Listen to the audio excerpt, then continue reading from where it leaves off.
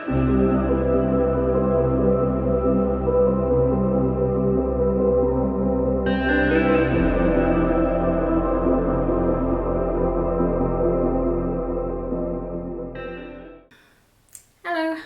to the Emily Kate Made This podcast. I am Emily Kate and I'm coming to you from Berlin in Germany. Welcome to episode 5. This is primarily a knitting podcast, but I also do a little bit about sewing and then anything else that I'm doing crafting wise. So let's get to it. Tea is my fuel for the day.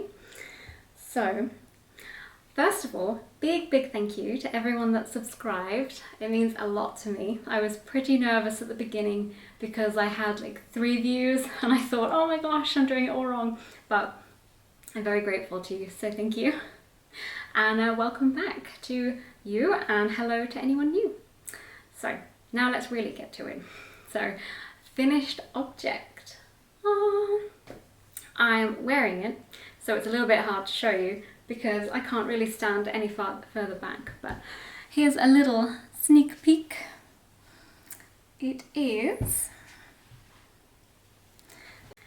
This is a free pattern from the Peppermint magazine. It's called the Wide Strap Maxi Dress and it's by Elbe Textiles. It's a really nice dress that I wanted to make since I saw it, but I had so many other dresses in the pipelines that I had to wait.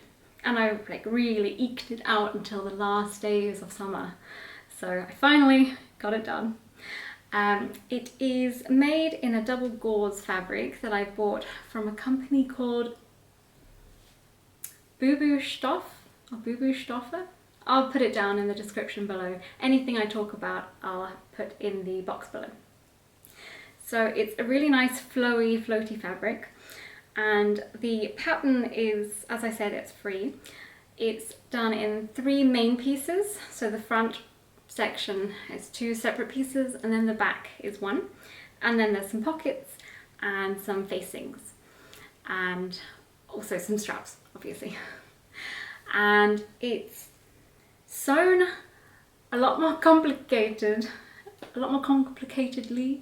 a lot more complicated than I thought it was going to be. I thought, I'm seeing a friend. First time I've seen her in about 1.5 years, and I thought it's a good excuse to make a dress, obviously. So I thought I would be able to do this in an evening because it's so simple. But actually, it's really not. It has French seams. French seams, people. This blew my mind a little bit. I just expected I'd put the 2 pieces together, sew it, zigzag. I don't have an overlocker, but I do have the pinking shears. I thought, whip that up, no problem. No, I had to learn French seams. And I mean, actually, it's great because this fabric frays pretty badly. So it's really nice that it's all encased inside. I don't think I can show you. I mean, I'm sure you already know what a French seam looks like, but will it focus? It's all nice and encased inside there. Also, I got bamboozled by the pockets because I'm not sure what they're called. I automatically wanted to say a welt pocket and I don't know what that is. So maybe you guys know. It probably says it on the pattern. No, it's not going to show you very well on here. Basically, they're side pockets that go in a very different manner to the way that my normal pockets do. And I got very confused, especially when it combined the French seams and this new pocket. But after like taking a break, stop overthinking and then coming back, I got it. And it was really simple. It was just, I was trying desperately to line up all of the side with pins, and you really didn't need to do that. I've just heard my washing machine has finished. Oh, distractions. Basically, it was a lot more complicated than I expected, but it was very good. It was very nice. Once you got the hang of it, I'm sure the next one I could do really fast because I don't have to learn all the new techniques. What else? Oh, it has an elastic back. So it doesn't have any zips or any buttons, but it's elasticated at the back here. And so it makes it like easy just to slip on and slip off, which I appreciate, especially in this weather, because it's lovely and 27 degrees and my lovely weather. I love warm weather. Anything else? Oh, I shortened it. The pattern was designed for a 5'7" person, and if you've seen my previous sewing episode, I talked about the other dress that I made. Oh my goodness, what's it called? Oh, it doesn't matter. I did a different Marcel dress, the Marcel dress. I did that pattern, and that was also for 5'7", and it was on the floor. It's fine, but when I now have that experience of not adjusting it, I thought I would adjust it. So I took it up by 5 inches, and yeah, it's still really long, and I can't seem to get a picture with my feet in, so I'll try doing that in another room maybe. I haven't got enough space in this room to stand back and get my head and my feet to get the whole outfit, but we'll try. I'll try to see you. So, did I do anything else? Nope. And an addition to what I'm wearing, because it seems to be a theme that I like to show you guys my underwear on this channel. I'm also wearing a knitted bra, but I'm not going to take off my dress to show you because that's very inappropriate. So I will put a picture here. And I'm going to take a sip of tea because I'm talking so fast and so much. I'm overexcited. So the knitted bra that I'm wearing, which goes very well with this because you can't see it and you can't see it around the back, is the Leyla bralette. It's by a woman named Joan Ho. I've made 2 of them. My first one I made using the We Are Knitters cotton, but I misread the pattern because I thought it said 3 centimeters instead of 3 inches, so it's quite small on the cup section. And it was really loose, like the gauge was a bit, I think the gauge was fine, but, oh, doorbell, 1 minute.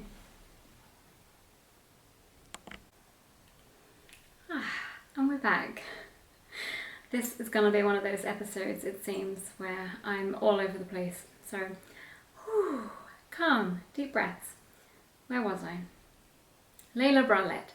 So I made one and it just didn't come out that great. So I made another one using a different a different yarn. It was a cotton yarn that I had from my crochet days, and it is by Hobby, I think.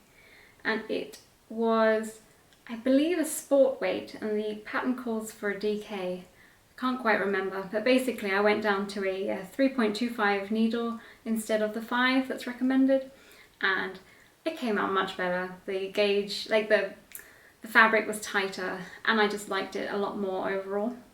I think I had unrealistic expectations that it would be like a bra, like it would actually support. And I don't know why, because there's no reason that it would. There's no support in it. But it's really nice just to put under, like this dress, just underneath. I don't like having bra straps sticking out or around the back here. So this was perfect, unintentionally perfect for this dress. Anything else about it? Yeah, I did the smallest size and went down in the needles. Okay, now what I'm wearing is out of the way. Finished objects. I have a finished object and an acquisition to go with it. So enter the sock and sock blocker. You may, if you've watched any of my other episodes, you'll know that I constantly try to show you these socks and I never have sock blockers. And I bought my mum some for her birthday or Christmas, I haven't decided. And then I had to buy myself some, of course. So here are my finished socks. It wants to focus on my face. I have talked about these non-stop, so I'm sorry, but this is the final time you'll have to hear about them. These are the Woodland Walk socks by This Handmade Life, and they are knitted using the onion sock yarn. It's got a combination of wool and nettle, so no nylon, and I really like the yarn. I'm really hoping they hold up. I haven't tried it yet, so depending if I keep these or if I gift them to my mum, we shall see if they develop holes or not. Hopefully not. They took me forever. If you remember the story, I started them in like February or March and I went horribly wrong, and then I finally cast them on again, and yeah, it's actually not taken me too long since rediscovering them and re-knitting, and after many fails, but hurrah, they're done, and they're on these beautiful sock blockers. I don't know if I should take them off because they're actually still damp, but I'll give you a little sneak peek. They're a bee with honeycomb, and I'll show you my mum's because they're very cute. Look at that! So they have a cat with a ball of yarn, and then I got them engraved for Muti. And they're a size medium. They looked massive, and when they arrived yesterday I thought, oh no, I've got the wrong size. But they're fine. So whew. There are 3 sizes, and I think the small, I can't remember the exact measurements, you'll have to check, but the ones for like a smaller foot, obviously. This one is for my size, so like 37 to 39, and then the larger one goes up to something like 40, 43. You can get them with or without the hooks, so I just got them with the hook so I could hang them over my door so they can air dry. I got them on Etsy from a woman in Poland. I'm not 100% sure how to pronounce it. I don't know if it's actually her name or the company, but it's Mlin or Mlin Jedro. So I'll write that again down below. So very happy with those. I have wanted to have sock blockers for so long and there was never a reason. But you know, now I have YouTube. Perfect excuse. Ah, dear. So that is my finished object and my works in progress. If you watch my last episode, you'll remember I started the Maya cardigan. So I've done pretty well. I don't know why I expected that last time I would show you a sleeve within like 3 hours of knitting, but after a lot longer I have got a sleeve. So here is sleeve number 1. I'm not 100% sure if it's supposed to look quite like this. If you recall, I am teaching myself the Norwegian style of knitting, so it's obviously a different style, so my gauge is a bit off. So I've gone down some needle sizes because it does get really loose. Before I knitted some socks and the rib was so floppy, it doesn't work. It's not a functioning rib at all. So I knew that I would have to go down a size, so I did. But then you have to go up some needle sizes, but usually my gauge for colour work is really tight. So I assumed if I just left it as the normal recommended, it would end up working out. And I can get my arm in. Actually, I've got this on. I don't think it'll go over. Maybe it will. So I can get my arm in. It is tight. I think it's possibly because I don't usually use the magic loop method because I just do everything on the small circulars. But the reason I don't like the magic loop is because I used to get this big ladder down here with my anything I knitted. Now I just pull it quite tight, and I think when you do that with colour work, it then pulls all your floats that you painstakingly made sure were like nice and loose and perfect, and then you pull it at the end and ruin everything that you just did. But it's fine, it'll be fine. It fits here, and then it does have increases as you go up, so it is meant to be bigger. It just seems to look like a lot more loose and floppy. But it should hopefully work. We hope. And there's always blocking, so that is sleeve number 1. And sleeve number 2 is on its way. I am halfway up the colour work here. It's using the Let Lopi yarn, and I'm really happy that I can use this yarn because I've had it in my stash for ages. When I bought it when I first started knitting and I wanted to make a cardigan, and then the colours arrived and I just did not like the combination whatsoever, and I just didn't use it.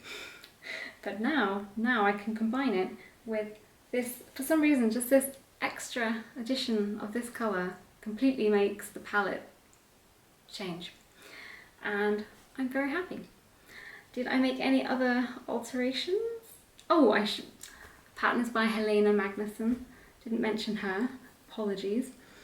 Nope, that's everything for that one. So I'm chugging away on that one, and I think it's probably the first time that my husband has seen my knitting and actually gone, oh, that's nice. Maybe you could make me something like that. So of course he wants something incredibly complicated with colour work, naturally. And that is all of my works in progress that I've actually progressed on. I've barely touched my shawl that I mentioned, the October shawl. I've done a couple of rows, but it's so long that if I show you, it looks exactly the same, but with about 4 more rows. So still chugging away on that. I really do have to get onto my mitten. I have to finish that mitten. I haven't done anything to it yet, nor on my Easter bunny sock, but they'll come along at some point. I really wanted to finish these socks. They were my priority. I had to finish these because I wanted to cast on another pair of socks. Not the same ones, you'll be pleased to know. I won't be banging on about those for any longer. But I did cast on a new one. I really enjoy knitting socks, but I always think, oh, I'm nearly there, and then I'm really not. Like, I'm never nearly there. I've still got more hours than I ever think I actually do. I never understand how people will say, oh, I just cast on a pair of socks, here it is, and then they've done like 3/4 a sock in a day or 2 days. So that's not the case for me. It takes me about a month to knit 2 individual socks, and I very rarely actually do it in a month. I get bored by the second one, and then it takes me a bit of time to cast it on.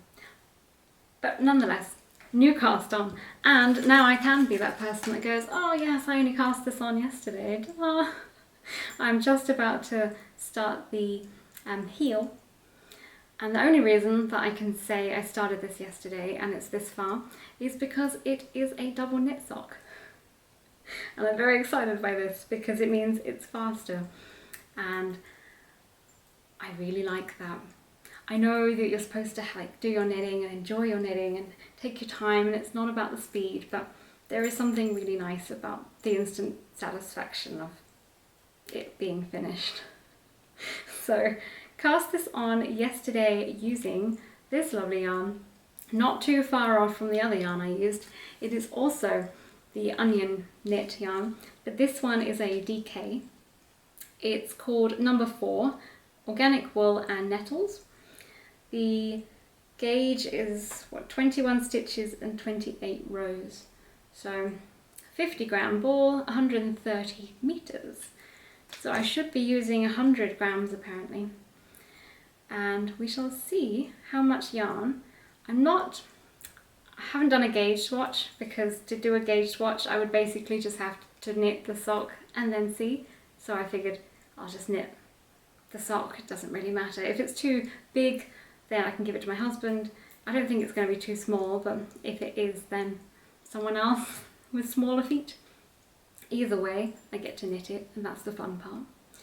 So this is a free pattern by, who are you by? Fluffy Fibers Design. It's called the Biscuit Socks. Well, they are called the Biscuit Socks. I don't think you'll be able to see the pattern, but I'll try and insert a picture. But it's really fun. I'm also doing this using my new Norwegian knitting skills. So it's nice because I can do a little bit of the Norwegian purl, which I'm not fantastic at, but I'm getting there. So it's like one row has a couple, like every other stitch or something, with a purl stitch. So I get like a dash of the purl practice, and the rest is knitting. And at some point I'll be a whiz with my Norwegian purl and be whipping up a storm. So just about to start the heel. Hopefully I will do the heel today. Maybe I'll have a finished sock in like 2 or 3 days. Amazing. So that is my new cast on. I know I have no business casting on anything new when I have these other projects sitting around, but I did finish the socks, so it's totally fine. So you might remember that I talked about the Fibre Tales Humblebi shawl, and you may be expecting that I'll be like, here is my cast on, but the more I looked at the swatch, the more I realised that that yarn really is not the best choice, and the idea of casting on 400 stitches and then getting to the bees section and really being like, I really shouldn't have used this yarn. So I do have another project in mind for that yarn, and I'm thinking I'll cast it on soon, so I'll talk about that then. But acquisition time, I purchased some new yarn. Some new yarn to rub on my face, and that I will use for the shawl. And I think perhaps the colour is also a better choice. The other one was purple, and for some reason, despite the fact that bees are not orange, I feel like purple was just the wrong colour for bees. I actually wanted to get like a honey caramel colour, but I don't think that colour works very well with my skin. But this colour, which actually seems to be a theme, this colour works better for me, and it's beautiful. I couldn't get the exact combination that is not required but recommended on the pattern. That was a Blueface Leicester and Martian, and I could get the Blueface Leicester, but the Martian was difficult. I found a few websites, but everyone were out of stock of the colours, so I settled happily for this one. So this is the John Arbent Devonia DK weight yarn. It's 50% Exmoor Blueface, 30% Blueface Leicester, and 20% Wensleydale. And it is gorgeous. It's called Amber Blaze. So enjoy. I wish you could squish it and sniff it, but you can't. And when I was looking for this, I came across another yarn, and I don't know how weird this sounds, but I literally salivated when I saw it. And I do that when I see yarn that I really like. I don't look at it and think, I want to eat it, but apparently I have the same reaction, and I just see it and I'm like, oh. But how gorgeous. I wish the colours would come out better for you to see, and it only wants my face, so it's so beautiful. I'm so in love. I also guiltily bought it with no pattern in mind, but then quickly went through Ravelry and found a pattern that, although it's not the right yarn technically, I think the gauge will be right. So I got 3 balls. It's, how do I pronounce that? Ullcentrum, Woodland. It's 100% Swedish yarn. I think it's about a sport weight.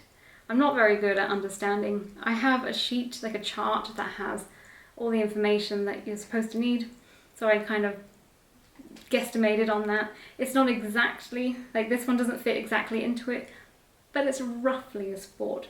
So I will show you my cast on with this when I do it, and I'm really looking forward to it. I love green, but for some reason I haven't been wearing green at all since I started making clothes. Actually, I had a lot of blues and pinks, and then the greens just never matched with any of the clothes that I sewed or any of the knits that I made. So green kind of phased out, but I love green, so we're welcoming the green back in because it's gorgeous. So they are my 2 acquisitions, plus my sock blockers. And I bought them, these 2 yarns I bought from Noordmeer Wolle, and they were so fast. I ordered it, by the next morning they had already shipped it, and she did send, I can't see it now, yeah, here we go, and she added a little Dankeschön tea, which I thought was cute.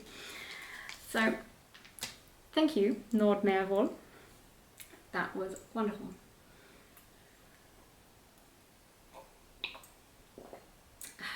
So yes, yes, they are my 2 things, and there's the end of my notes. So that looks like everything that I have to talk about. So I'll just do a little blabber section now. So if that's all you're here for, thank you very much for watching, and I look forward to seeing you next time. And if you are sticking around for a little bit of chit chat, then hello. So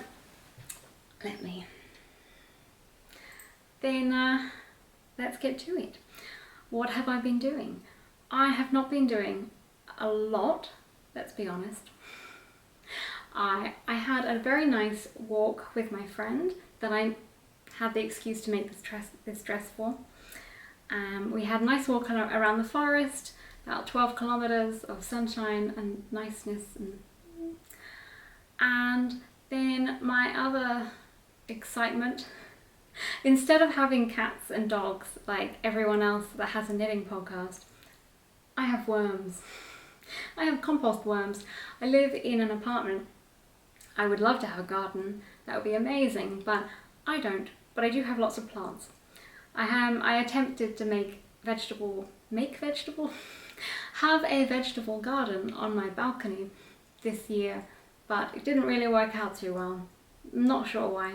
But anyway, I have plants, even though they're trying to be murdered by evil thrips. But that's another story. Back to the worms. They make marvellous poo, and the poo is marvellous for my plants.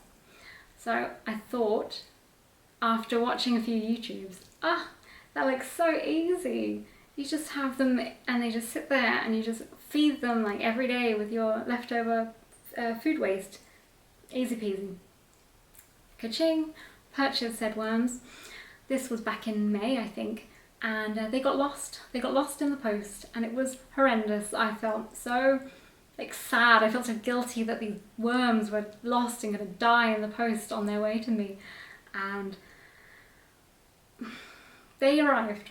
They were not completely dead, but they arrived 4 weeks later, and the weather had been about 29-30 degrees, and it was pretty mouldy, to be honest. The bag was mouldy, the stuff that was inside the box was mouldy, and then when we finally got everything ready to put the surviving worms into their worm home, it was broken. So that was sent back, but the worms had to stay in a little container box. And it was quite stressful, because then the replacement was out of stock. So I had to have about a month of these little poor worms stuck in this random little plastic box, and I think they did pretty well. They did well. And anyway, I got the new worm home, they went inside, I got new worms to go with it, and the first night was like a horror movie. If you imagine a lovely white box, we know that they can escape when they're scared or nervous, so we put the box outside, and in the morning the white box was just brown. It had just soil surrounding the whole thing, and I just had this like horror movie vision, like all of the worms all over the box crawling around it. And yeah, I found quite a few worms on my balcony the next morning, and there was a lot of worm saving going on. Anyway, worms are back inside now. You can't really leave them on the balcony because they'll just melt in the heat. So they've been inside, and we do get the occasional straggler who leaves. He gets curious and leaves the box, and then, sorry if you're not interested in this or in worms, apologies, but yeah, they really want to bond with me. So they go from the living room all across the hallway into the bedroom, lay by my bedside and then die. So it's pretty horrendous. I had some nightmares of waking up surrounded by dead worms, and then the next day there were like 5 dead worms right next to me. Ooh, ugh. But other than that, when they're behaving, they're marvellous. So they have their worm home, they have their compost food. I just throw in my tea grounds, my coffee grounds, some vegetable scraps, eggshells, and they happily munch away. And yesterday, that's kind of where I was going with this. Yesterday, I harvested my first poo. What do they call it?